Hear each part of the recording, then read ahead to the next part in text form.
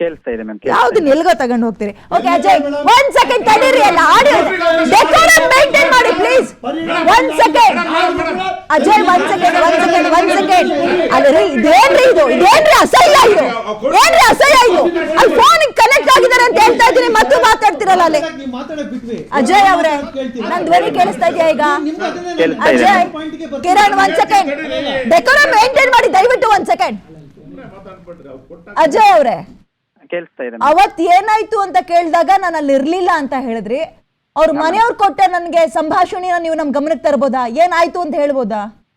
Ma'am ಅದೇ ಇವಾಗ್ಲೂ ಅವ್ರು ಹೇಳ್ತಾ ಇರೋದು, ಅವರು ಹಸು ಹುಡ್ಕಕ್ ಹೋಗಿದ್ದಾರೆ, ಆವಾಗ್ಲೇ ಈ ತರ ಆಗಿದೆ, ಮಲಗಿರುವಾಗ ಶೂಟ್ ಮಾಡಿದ್ದಾರೆ ಅಂತ ಹೇಳಿದ್ದಾರೆ ಅವರು ಇವಾಗ್ಲೂ ಅದನ್ನೇ ಹೇಳ್ತಾ ಇದ್ದಾರೆ. ಸೊ ನಮ್ದು ಇವಾಗ ಪ್ರಾಬ್ಲಮ್ ಅದಾಗಿದೆ, ವಿಷಯ ಆಗಿದೆ. ಯಾಕೆ ಇನ್ನು ಟ್ರಾನ್ಸ್ಫರ್ ಆಗಿ ಇನ್ವೆಸ್ಟಿಗೇಷನ್ಸ್ ಆಗ್ತಾ ಇಲ್ಲ ಅಂತ, ಒಂದು ಸ್ಪಾಟ್ದು ಒಂದು ಫೋಟೋಸ್ ಆಗ್ಲಿ, ಇನ್ವೆಸ್ಟಿಗೇಷನ್ಸ್ ಆಗ್ಲಿ, ಇಷ್ಟು ಏನೂ ಇಲ್ಲ.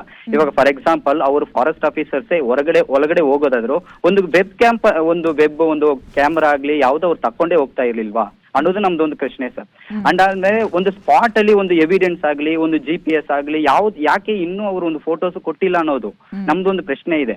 ಮತ್ತೆ ಚಾಮರಾಜನಗರದಲ್ಲಿ ಇತ್ತು, ಸೊ ಅದು ಪೊಲೀಸ್ ಠಾಣೆಗಳು ಇತ್ತು. ಸೊ ಇವಾಗ ಫಾರ್ ಎಕ್ಸಾಂಪಲ್ ಒಂದು ಏನಾದ್ರು ಮರ್ಡರ್ ಆಗಿದ್ರೆ ಪೊಲೀಸ್ ಇನ್ವೆಸ್ಟಿಗೇಷನ್ಸ್ ಬಂದು ಅದಾದ್ಮೇಲೆನೆ ಬಾಡಿನ ತೆಗೀಬೇಕಾಗಿರೋದು. ಯಾಕೆ ಅವರು ಅಷ್ಟು ಬೇಗದಲ್ಲಿ ತಕೊಂಡೋದ್ರು ಅನ್ನೋದು ನಮ್ ಪ್ರಶ್ನೆ ಉದ್ಭವ ಆಗ್ತಾ ಇದೆ ಮ್ಯಾಮ್. ಆಮೇಲೆ ನಮ್ ರಿಲೇಟಿವ್ಸ್ ಗಾಗ್ಲಿ ಯಾರಿಗಾಗ್ಲಿ ಸಂಬಂಧಿಕರಿಗೆ ಯಾಕೆ ಫಸ್ಟ್ ಅನೌನ್ಸ್ಮೆಂಟ್ ಆಗಿ, ನಾವು 10 o'clock ನಾವು ಅಲ್ಲಿ ಕೆಲಸ ಮಾಡ್ತಿರೋರು ಮ್ಯಾಮ್, ನಾವು ಹೋಗಿ ಫೈಂಡ್ ಔಟ್ ಮಾಡ್ಬೇಕಾ 3 members ಅನ್ನೋದು ನಮ್ ಪ್ರಶ್ನೆ. ಓಕೆ, ನಾನು ಇನ್ನೊಂದು ಕೇಳ್ತೀನಿ, ಅವರಿಗೆ ಬೇಟೆ ಆಡುವ ಹವ್ಯಾಸ ಇತ್ತಾ? ಕಾಡಂಚಿನ ಭಾಗದಲ್ಲಿ ಜೀವನ ಮಾಡೋರು ಇದನ್ನ ರೂಢಿ ಮಾಡ್ಕೊಂಡಿರ್ತಾರೆ, ಅದು ತಪ್ಪು ಅಂತ ಗೊತ್ತಿದ್ರು ರೂಢಿ ಮಾಡ್ಕೊಂಡಿರ್ತಾರೆ. ಹಂಗಾಗಿ ಕೇಳ್ತಾ ಇದ್ದೀನಿ, ಬೇಟೆ ಆಡುವ ಹವ್ಯಾಸ ಅವ್ರ ಹತ್ರ ಇತ್ತಾ? ಮ್ಯಾಮ್ ಒಂದು ವಿಷಯ ನಾನು ಹೇಳ್ಬಿಡ್ತೀನಿ.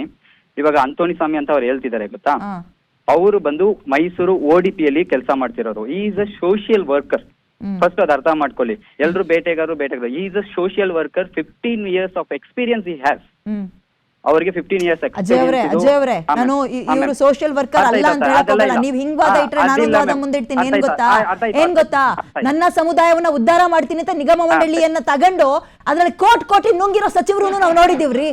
ಹಂಗಾಗಿ ಇದನ್ನ ಹೇಳೋದು ಬೇಡ. ಅವರಿಗೆ ಬೇಟೆ ಆಡೋ ಹವ್ಯಾಸ ಇತ್ತಾ? ಅದು ಇರ್ಲಿಲ್ಲ ಮ್ಯಾಮ್ ಅನ್ಸುತ್ತೆ. ಅವ್ರ ಹತ್ರ ಬಂದೂಕಿತ್ತ? ಮನೆಯಲ್ಲಿ ಬಂದೂಕ್ ಇಟ್ಕೊಂಡಿದ್ರಾ? ಇಲ್ಲ ಮ್ಯಾಮ್, ಅದೆಲ್ಲ ಇಲ್ಲ ಮ್ಯಾಮ್. ಬಂದೂಕ್ ಇರ್ಲಿಲ್ಲ ಮ್ಯಾಮ್. ಮತ್ತೆ ಅಲ್ಲಿ ಸಿಕ್ಕಿರೋದು ಯಾವ್ದು ಮತ್ತೆ ಬಂದೂಕ್ಗಳು? ಅದೇ ಗೊತ್ತಾಗ್ತಿಲ್ಲ ಮ್ಯಾಮ್. ಅದಕ್ಕೆ ನಮ್ಗೆ ಒಂದು ಸ್ಪಾಟ್ ಇನ್ವೆಸ್ಟಿಗೇಷನ್ಸ್ ಅಲ್ಲಿ ಸ್ಪಾಟ್ ಅಲ್ಲಿ ಏನಾದ್ರೂ ಸಿಕ್ಕಿದ್ರೆ ಒಂದು ಫೋಟೋಗಾಗ್ಲಿ ಯಾವ್ದಿದ್ರೆ ನಾವು ಬಾಡಿಯನ್ನ ನೋಡಿದಾಗ ಯಾವ್ಯಾವ ಭಾಗಕ್ಕೆ 1 ಸೆಕೆಂಡ್ ಸರ್, ಏನಿದು ಅಲ್ಲಿ ಫೋನ್ ಅಲ್ಲಿ ಮಾತಾಡ್ತಾ ಇರ್ತೀನಿ. ದೇಹವನ್ನ ನೋಡಿದಾಗ ಅಥವಾ ಬಾಡಿ ನೋಡಿದಾಗ ಎಲ್ಲೆಲ್ಲಿ ಸೀಳಿತ್ತು, ಗಾಯಗಳಾಗಿತ್ತು, ಬುಲೆಟ್ ಹೋಗಿತ್ತು? ಮ್ಯಾಮ್ ಅವ್ರು ತೋರ್ಸೇ ಇಲ್ಲ. ನಾವು ಬೆಳಗ್ಗೆಯಿಂದ ವೇಟ್ ಮಾಡ್ತಾ ಇದ್ವಿ. ನಾವು ಬೆಳಗ್ಗೆಯಿಂದ ನಮ್ಗೆ ಪೋಸ್ಟ್ ಮಾರ್ಟಮ್ ಆಗೋ ತನಕ ನಮ್ಗೆ ತೋರಿಸಿಲ್ಲ ಮ್ಯಾಮ್.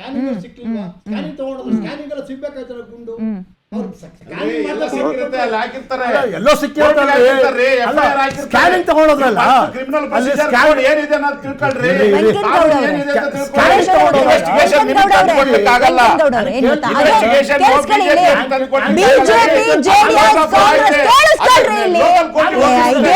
ಕಚ್ಚಾಡ್ಬಿಟ್ರೆ ಹಿಂಗೆ ಯಾರು ಕೇಳಿಸ್ಕೊಂತಾರೆ, ಯಾರು ನೋಡ್ತಾರೆ? ಸರ್ ನೀವು ಅದನ್ನೇ ಮಾಡ್ತೀರಿ ನೋಡಿ ಮೇಡಮ್, ಅಲ್ಲ ನೀವು ಅದನ್ನೇ ಮಾಡ್ತೀರಿ. ವೆಂಕಟ್ ಗೌಡ ಅವರೇ 1 ಸೆಕೆಂಡ್, ಕಿರಣ್ ಅವರೇ 1 ಸೆಕೆಂಡ್,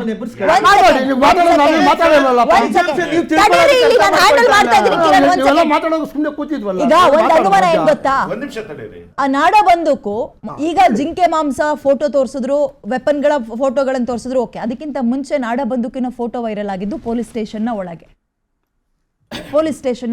ನೋಡಿ ಮೇಡಮ್, ಒಂದ್ ನಿಮಿಷ ಸರ್,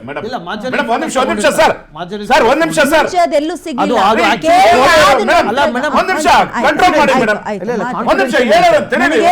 ಕಂಟ್ರೋಲ್ ಮಾಡ್ಬಿಡ್ತೀನಿ, ಪೊಲಿಟಿಕಲ್ ಪಾರ್ಟಿ ನಿಮ್ಗಳನ್ನ ಕಂಟ್ರೋಲ್ ಸಿಗಲ್ಲ ರೀ. ಹೇಳಿ ಹೇಳಿ. ಈಗ ಬಂದೂಕ ಅಲ್ಲಿತ್ತು ಇಲ್ಲಿತ್ತು ವೈರಲ್ ಆಗಿತ್ತು ಅಂತ ಹೇಳಿ ಇದನ್ನ ಯಾವ್ದನ್ನು ನಾವು ಹೇಳಲಿಕ್ಕಾಗಲ್ಲ. ಎಲ್ಲದಕ್ಕೂ ಒಂದು ಏನಿದೆ, ನಾವು ಹೇಳ್ತಕ್ಕಂಥದ್ದು ಏನು, ಇನ್ವೆಸ್ಟಿಗೇಷನ್ ಇದೆ.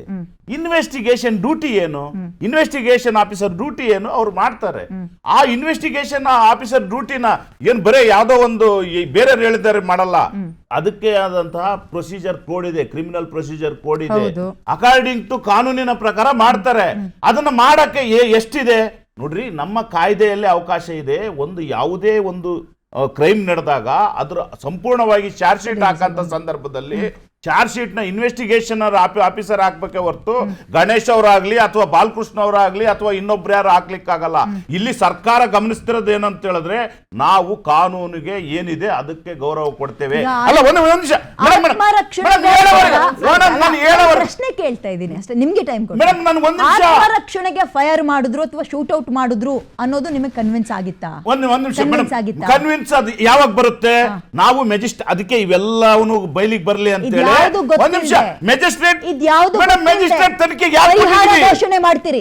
ಗವರ್ನಮೆಂಟ್ ಕೆಲಸ ಕೊಡ್ತೀನಿ ಅಂತ ಹೆಂಗ್ ಹೇಳಿದ್ರಿ? ಮೇಡಮ್ ಮೇಡಮ್ ಮೇಡಮ್ ಮೇಡಮ್ ಒಂದ್ ನಿಮಿಷ ಪರಿಹಾರ ಸಿಕ್ಕಿಲ್ಲ. ಒಂದ್ ನಿಮಿಷ ಸರ್, ಪ್ಲೀಸ್ ಪ್ಲೀಸ್ ಅಲ್ಲಿ ನೋಡಿ, ಗವರ್ನಮೆಂಟ್ ಕೆಲಸ ನೋಡಿ, ಒಂದ್ ನಿಮಿಷ ಮೇಡಮ್ ಮೇಡಮ್ ಮೇಡಮ್ ಮೇಡಮ್ ಸರ್ಕಾರ ಅದನ್ನ ಹೇಳಿಲ್ಲ.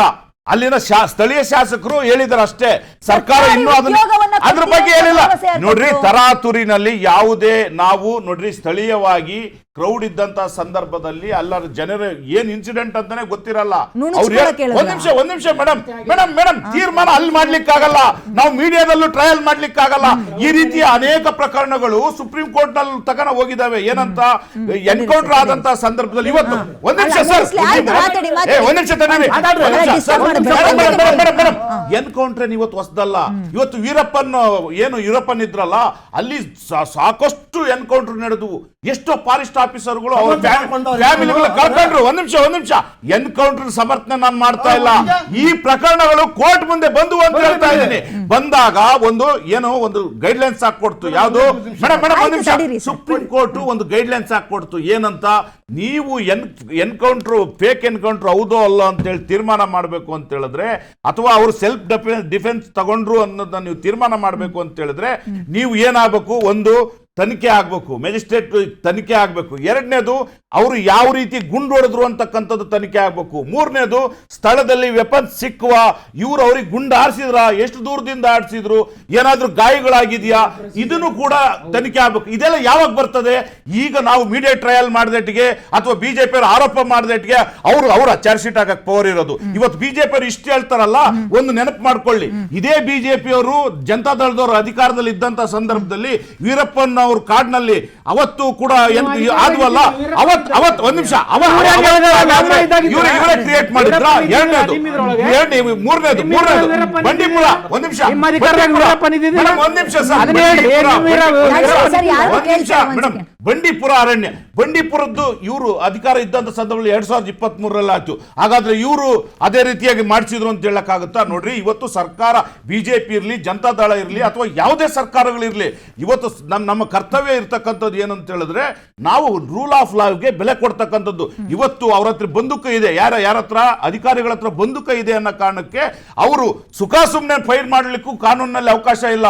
ಅದಕ್ಕೂ ನಾವು ಗೌರವ ಕೊಡ್ತೀವಿ. ಯಾಕಂತ ಹೇಳಿದ್ರೆ ಇಂಡಿಯನ್ ಕಾನ್ಸ್ಟಿಟ್ಯೂಷನ್ 21 ಇರ್ತಕ್ಕಂಥದ್ದು ಕೇವಲ ಅಧಿಕಾರಿಗಳಿಗೂ ಅಲ್ಲ, ಅಥವಾ ಯಾರನ್ನ ರಕ್ಷಣೆ ಮಾಡಿಸ್ಕೋತಾರ ಸತ್ತಿರ್ತಾರಲ್ಲ ಅವ್ರ ಪರವಾಗಲ್ಲ, ಇಬ್ರು ಪರವಾಗೂ ಆರ್ಟಿಕಲ್ 21 ಇರ್ತಕ್ಕಂಥದ್ದು. ಇವತ್ತು ಆರ್ಟಿಕಲ್ 21 ಕೇವಲ ಅಧಿಕಾರ ವಿರುದ್ಧವಾಗಿ